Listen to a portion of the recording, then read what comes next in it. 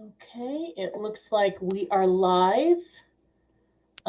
Thank you everybody for coming and thank you for watching. Those of you who are picking this up on recording, we are going to get started here in just a minute. But first off, I'm doing this via StreamYard. So this is, so it's not working on Facebook. So unfortunately, we're gonna have to keep trying and let you know. So this may not show up on Facebook just yet, but we should be showing up on YouTube, and I will post it at the Facebook thing if we are not seeing it there, if it doesn't show up there. So we'll just get started and get going here. All right. Actually, I will go over on the Facebook and just kind of give me a moment here. I will post a link to the YouTube live for those of you who are not seeing it here.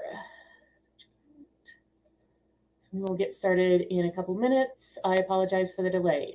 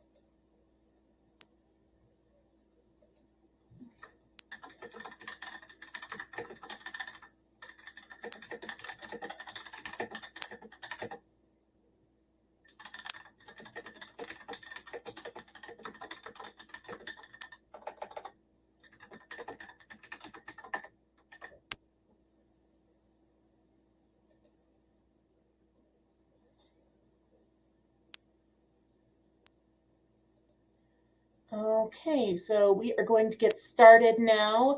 I apologize again for the delay, but thank you all for coming.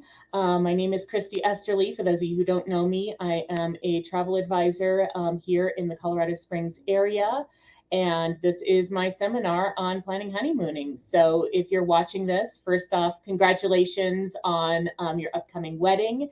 And hopefully this next half hour or so will give you some ideas, some tips, and some things to think about while you're planning this very special vacation. So start off with just a little bit about myself. I've been a travel advisor for about 8 years now. Before that, I was a stay-at-home mom, and then I was a librarian. But people always ask me what my favorite destinations were. Alaska is always one at the top of my list. I love the scenery and the wildlife. It's really one of the last truly wild places on Earth. A couple of years ago, my husband and I went to Greece. The Greek Isles are lovely. And of course, New Zealand is fantastic and one of the places that I have to revisit sooner or later. I have two boys. They're 14 and 12. Between all of us, we have 3 cats, 2 birds, and a guinea pig here. So a lot of animals around the house. Something fun is that I am a Jeopardy champion. That's a picture of me about 10 years ago with the late, great Alex Trebek. I won 2 games and about $32,000. And with that, that's what went to the New Zealand trip and also to Australia a little while ago. So just to start off with, we're going to talk a little bit about your planning time frame, different honeymoon ideas that you might want to consider, and some things to keep in mind when you're looking at your budget. So one of the things people ask me a lot is, when should I start planning my vacation? And that really depends upon the type of vacation that you have. In general, I say 6 months is a pretty good average. That'll give you enough time to plan out your budget and get everything settled and take care of all the stuff that you need to take care of. But again, there's some things you need to consider. First is the complexity of the trip. If you're going to, just like a weekend in Vegas or a short trip out to an all-inclusive in Mexico or the Caribbean, you can probably do that in about 3 months or so. But if you're doing like a customized bespoke trip, or especially a destination wedding, something you're doing with a large group of people that requires a lot of coordination, you really are going to want to plan that about a year in advance, if not more. Budget is another thing to consider. Obviously, the more lead time you have, the more time you have to pay off that trip. So if it's a little more expensive, you're probably going to want to start planning that a little earlier in advance. And the last thing to consider is your documentation. Right now, for passport processing, we're looking at 10 to 13 weeks on average for standard. So if you're looking at your passport and it's coming due pretty close, you're going to need some time to get that renewed before you can travel, obviously. Okay, so now we're going to do some, different honeymoon ideas, some different suppliers that I love to talk about, and just some general ideas for things you can do on your honeymoon. And because I am with cruise planners, the first thing I like to talk about is, of course, cruising. There's a lot of people who do this for their honeymoon and for a lot of really good reasons. One of the main things is that it is really easy. You go to all the ports, all your transportation is taken care of, your food, your drinks in some cases. You don't have to pack or unpack or worry about having to, catch different trains or get on a bus or do all that other stuff. It's really simple to go to several different places on a cruise ship. And honestly, they're a lot of fun. I always tell people, if you're not having fun on a cruise ship, either you're doing it wrong or you're on the wrong cruise. And that doesn't mean that, you got on the wrong boat. I mean that you're not on a cruise line that fits your travel need. For example, we've got a picture here of one of my personal favorite lines, Celebrity. They're fantastic if you love food and wine, if you like a really chic, sophisticated vibe, a little bit of luxury with your travels. So they're really good. But if you're looking for something that has a bit more of a party or a social vibe, you're probably going to want to go with something like Virgin Voyages or Royal Caribbean or Norwegian to get that. So it really depends on the type of traveler you are and what you really enjoy when you travel. But that's another thing that I love about cruising is that they're really versatile. It's really easy to make a cruise what you want it to be, whether you like to just relax by the pool, whether you want to go on some different experiences or, try some new things. It's really easy to make that trip what you want it to be. That said, as much as I love cruising, it's not for everybody. There are a few drawbacks. One of the main ones is that space obviously is at a premium on a ship. Your room is going to be a little smaller than you're expecting, like from a hotel room, for example. And especially when you're talking about some of these larger ships, you are going to be sharing the ship and the port with about 4,000 to 5,000 other passengers in some cases. So if you're one of those people who likes to go a little bit off the beaten path or get away from the crowds, you're probably going to want to go with a smaller luxury line, a river cruise, or, do a land trip. And of course, there are time limits when you are in port. You're usually there about 8 to 10 hours on average. But when they say you have to be on the ship by 4:30, you have to be on the ship by 4:30. And if you're not, you're the one who's going to be paying for the flight to the next port of call. So if you want some time to explore a little more in depth, you are probably going to want to take that land vacation. That said, cruising is really good if it's your first time in an area like the Caribbean or the Mediterranean, and you're not quite sure what you want to do. You just kind of want to go around to a few different ports and see what all is there. That's a really good way to do that. You can go have some different experiences, find out which places you really love, and then maybe a few years down the line, plan one of those land vacations. Okay, similar to cruise is the all-inclusive resort. A lot of people have heard of Sandals. They're very popular. They've got a lot of name recognition, but there are a lot of properties and brands out there. And they have a pretty wide range as far as pricing goes, which is one of the advantages. Is all inclusives are a really good value. Um, you get, again, as with a cruise, you get your room, you get your food, unlimited drinks, usually get some activities and entertainment, like some stand-up paddle boarding or snorkeling in the area. And you can also do excursions outside of the resort as well. You can usually buy them at the concierge, or you can buy them beforehand and have that planned out. So it's really easy to get a complete package with those, including your flights and transfers and pretty much everything you need to have that vacation and not worry about anything. And all-inclusive resorts, they love honeymooners and destination weddings. They have all sorts of promotions out there. They do all sorts of special things for those couples. They'll be the ones who will put, rose petals and champagne in your room when you arrive, or help you arrange a special dinner for two on the beach, just you and your spouse. There's a lot of, wonderful romantic things that they can help you out with. Some things to keep in mind. This is a model that you are going to see only in Mexico and the Caribbean for the most part.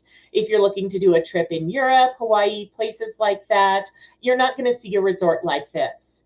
And when you're coming from Colorado, especially, you have to take into consideration travel times, because you think it's just over in the Caribbean. It doesn't seem like it's far away, but a lot of the flights that leave to those islands are leaving from the East Coast, and they're leaving early in the morning, which means you're either leaving here the night before, or you're taking a red eye. So that is something to keep in mind when you're looking at destinations. And then finally, we have customized packages. These are land packages that I do with several different suppliers.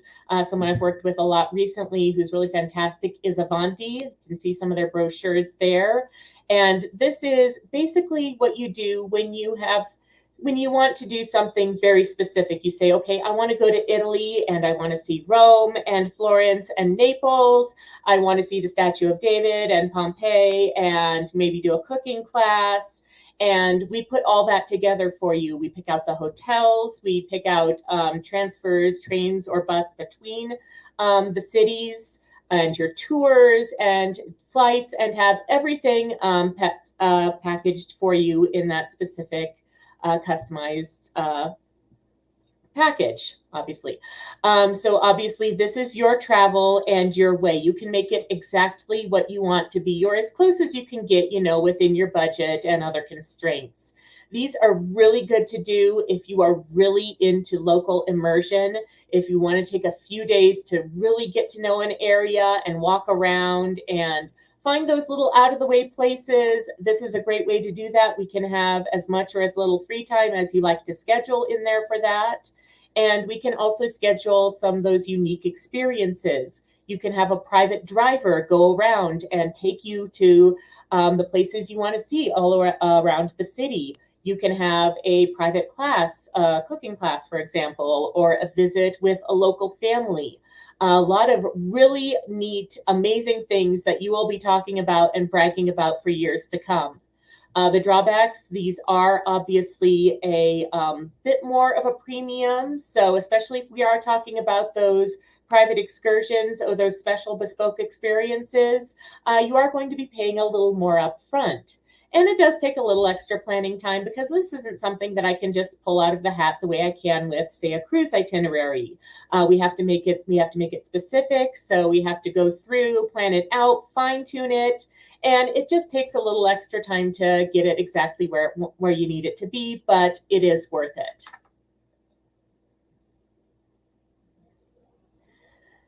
And a few other ideas, if you're looking for something a little outside the box for your honeymoon, first one is obviously a destination wedding and honeymoon combo.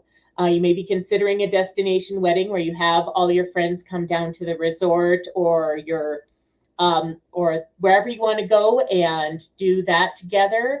But afterwards, they can go home and you can go on and do the next part of that trip on your own. Similarly, some people do what they call a buddy moon, which is to have that friends and family group come with them and just kind of extend that party and celebrate their wedding with all of their loved ones. Obviously, you do have time to yourself with you and your spouse, but also time with your larger friend and family group as well. And speaking of, a lot of people who are on, second or third marriage might be doing a family moon. If you're bringing in kids to a marriage, you can all go on that trip together and celebrate your life, the new chapter of your lives, with a great vacation. But on the other hand, a lot of people, they've spent a lot on the wedding, or they just can't get away from work, or the timing isn't right. And you really don't have time to do this big long vacation. So you can do what they call a mini moon. You can just take that little quick weekend jaunt to a nice little place nearby, domestic, or an all-inclusive in Mexico. Just have that nice little short budget trip, and then start saving for maybe something a little more elaborate on your first anniversary. Okay, so talking a little bit about some things to consider when you're doing your budgeting. The first is when you look at your pricing, and I do recommend that you go online and just kind of look at some prices just to get an idea of what's out there and what it's going to cost you. When you look at those prices, you have to keep in mind a lot of them are based on what we call double occupancy. That means it's per person based on two people in a room. So, for example, if you're looking at a cruise and you see it says $1,000 for a balcony cabin, that means you're planning on about $2,000 for you and your spouse. Another things to consider, obviously, is you're going to have to add taxes. Port fees on a cruise are going to be included. Usually, that information is in fine print under pricing somewhere.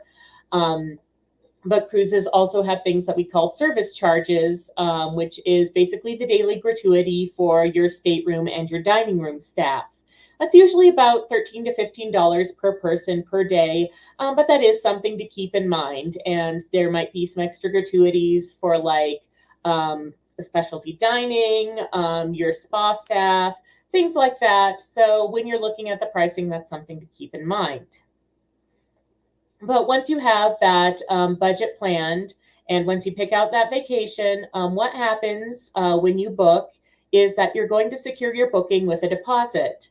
Depending on what type of vacation it is, it could be anywhere from like $250 to $500 for a cruise vacation, up to about maybe the payment for your airfare for a complete package, so around $1,000 or so.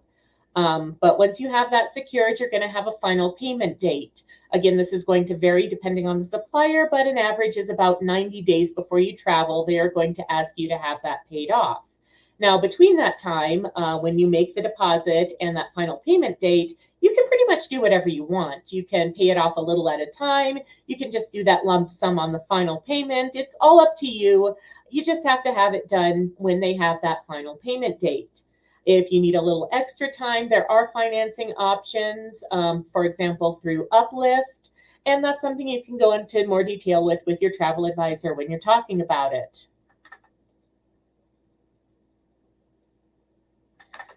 Okay, so here's the fun part, is deciding your destination, where you want to go on your honeymoon. When I did wedding shows, I would say, have you talked about going about this yet? And they said, no, not really. But this is a really good time to, sit down with your future spouse and talk about what you want to do for this trip. Let's see. And, this is going to be a lot of fun because you're going to start out with your dreams. Maybe there's a place you've always wanted to go together, or maybe something special that you've always wanted to do, or something that means a lot to you. Talk about, if you've never traveled before, some couples haven't, talk about, some really fun dates that you've been on, or really fun experiences that you love to do together. What are your passions? What really drives you in your relationship? Are you, again, big food and wine people? Are you active? Do you like to go to the great outdoors and do hiking and other activities? Are you fans of a particular book or television series? There are a lot of tours that will take you to those different filming locations or different places that they talk about in those stories. But ultimately, this is about your story. You're starting this new chapter of your life together. And this is going to be some great memories. And you're going to want to talk about how that is going to fit in to your new life together. But once you do that, eventually you do run into the reality. So you're looking at this and you might have all these big dreams, but you always have to consider, some of the constraints there. The big ones, of course, are time and money. Do you have any job commitments or military commitments, as is the case for a lot of our community here in the Springs? Are you a teacher? You can only travel during the summer or during those school breaks. Those are things to keep in mind. Documentation. Most countries, they are going to ask for your passport to be valid 6 months after your travel date. That's just kind of this little cushion. So in case, God forbid something happens, you're stuck in the country a little longer than normal, you're not suddenly trying to get back home with expired papers. But again, that means, if you're really short on time and you don't have that window in your passport, you're probably going to have to look at someplace, domestic or a little closer to home if you don't have the time to get that renewed. Are you able to travel? This sounds weird, but I have had heard from travel advisors who have booked vacations for people, and then they will come to them like about a month before and say, yeah, my husband has an arrest record and they're really not supposed to be leaving the country. Those are things you really need to keep in mind before you start booking these things. And similarly, special needs and concerns. When we say special needs, a lot of people tend to think things like physical disability.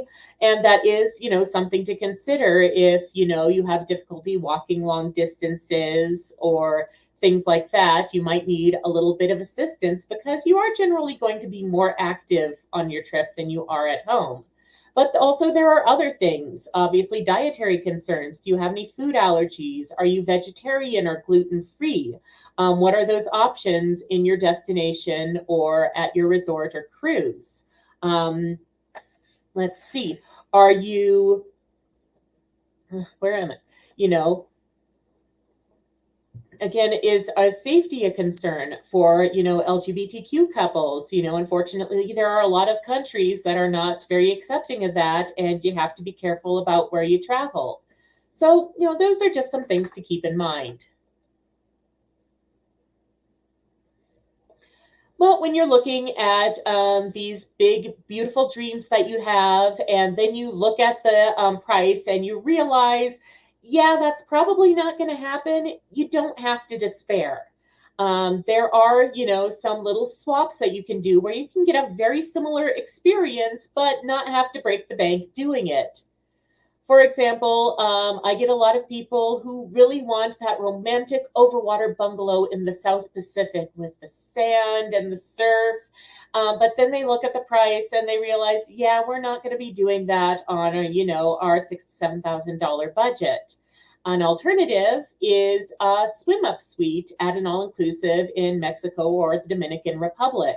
These are rooms that are on the ground floor of the building and they open up to a pool or a lazy river. So you can again step out the door and, go into the water, lounge by the pool and get some of that experience without having to pay hand over fist for it. Similarly, a lot of people love Disney cruises. We have a lot of committed Disney fans that I've talked to. But you do have to pay for that brand, and it does come a little higher than you might be expecting. So if that's not something that's in the cards, maybe look at a Disneyland vacation in California. Or if you're not completely wedded to the Disney brand, but you still kind of want that fun family vibe, Royal Caribbean is a really good alternative. If you want to do like a European food and wine tour, but the overseas airfare is, really a sticking point, there are a lot of fantastic wine regions here in the country. We've just got one over on the other side of the mountains in Palisade and the Western Slope. It's a beautiful place to go around for a few days and sample wines and different produce. or, obviously California, Pacific Northwest are great areas. There's a lot of places you can go close to home and get a similar experience. By the same token, if you want to go to someplace like Paris, but you can't get there because the overseas airfare is a bit too much. Montreal, Canada is a good option. You get that same French vibe, but you don't have to worry about paying to get all the way across the ocean. So when you're doing planning your vacation, I do recommend that you use a travel advisor. Obviously, I would love to have you come talk to me about this, but there are several of us in the area, and I believe it's important that you work with somebody who is going to fit with you and your personality and style. So, find whoever works for you. Maybe that's going to be me. I hope it is. But if it's not, find somebody who does, because we can help you out a lot with your honeymoon. For example, we can give you expert assistance. We can give you that inside track on where you want to go and what you want to do, those little tips that are going to make this vacation a lot easier for you. We can help you save time, which is obviously very important as you're planning your vacation or your honeymoon, because you've got a lot of other things that you're trying to plan as well. And we can help you save money, maybe get you a little extra discount on that cruise, or help you find flights that are a little easier on your pocket. And we can help you set up those special extra touches like the dinner on the beach or the private car or whatever you want to do. We can help you personalize that vacation and make it special. So we are just about out of time, but I would like to do some quick tips before we finish up. First off, big thing is name changes. A lot of people, if you're changing your name, whether or not you're doing that, I mean, that's all up to you. But you got to bear in mind that your passport and your documentation is probably going to be in your maiden name. And for your flights and for other things, your name on that reservation is going to have to match whatever is on your passport. So I know you might be excited to become Mrs. Smith or Mrs. Martinez Smith, but just keep in mind that you're going to have to keep that maiden name on those travel documents for a little while.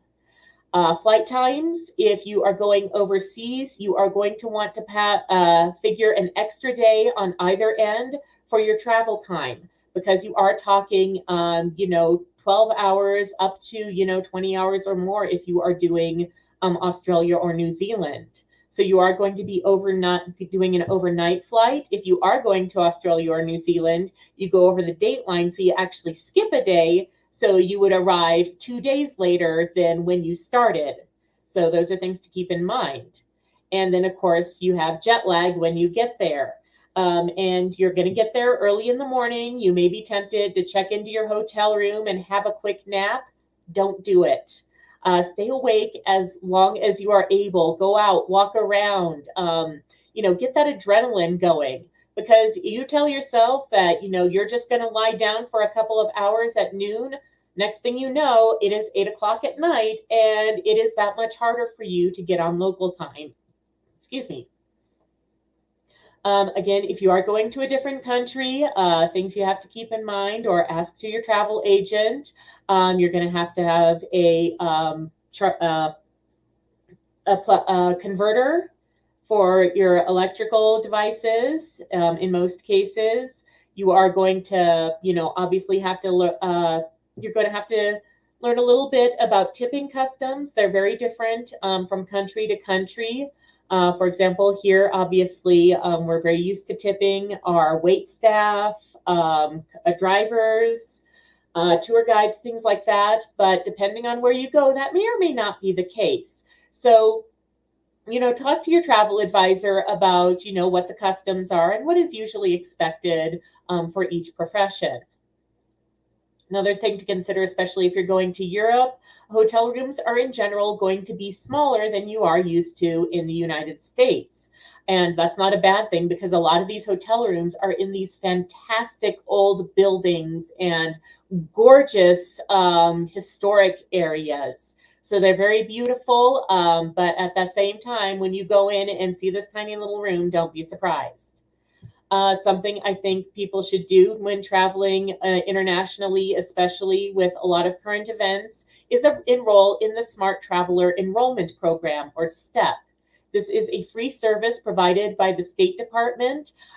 You enroll, you tell them your travel dates and destinations, and they will help keep you posted on what is going on in that area. And God forbid, if something happens while you are there, that it will make it easier for the local embassy to get in touch with you and vice versa. And it will make it will help you get to safety, get in touch with your loved ones, and handle that situation as best as you can. On a similar vein, always, always, always, always, always, always, always, always, always get travel insurance. If you take away one thing from this seminar, it is that there are two reasons why you should get travel insurance. The first is your cancellation protection. And I know a lot of you are thinking, this is my honeymoon. I am going to go on it no matter what. Trust me, you do not want to know what no matter what entails. What happens if you get in an accident and suddenly you need surgery or physical therapy? What happens if a parent is hospitalized? What happens if somebody loses a job or somebody gets deployed? If those things happen, travel insurance can help you get back some or all of that travel investment from those if you have to cancel due to those unavoidable circumstances. Second reason is if something happens while you are traveling. You're going up to the Acropolis, you're walking up all those stairs, and suddenly you trip, you twist your ankle, and you're in a hospital, and suddenly you've got this bill because your insurance doesn't cover anything overseas. Travel insurance will help reimburse you from those expenses. Other things might include travel delays from canceled or delayed flights. If you have to cancel your trip early again because one of those unavoidable circumstances has happened back home, those are things that travel insurance can help you with. And a lot of that may sound like a little scary, but I found in most cases, common sense and preparation are going to be your best friends. I mean, don't drink to excess and then go to strange areas waving a bunch of 20s in the air. Keep yourself safe. Wash your hands frequently. Reduce all the COVID and all the other communicable diseases that you get when you're traveling in large crowds, and just be aware of your surroundings and where you're going. And again, talk with a travel agent because we can help you with those things to look out for, and help make that honeymoon and your vacations as fun and safe and memorable as possible. So that's just about it right now. I thank you all for joining me. This is my contact information here. I hope to hear from some of you very soon about your vacation. But otherwise, thank you for joining me. And again, congratulations. And I hope you have a fantastic honeymoon.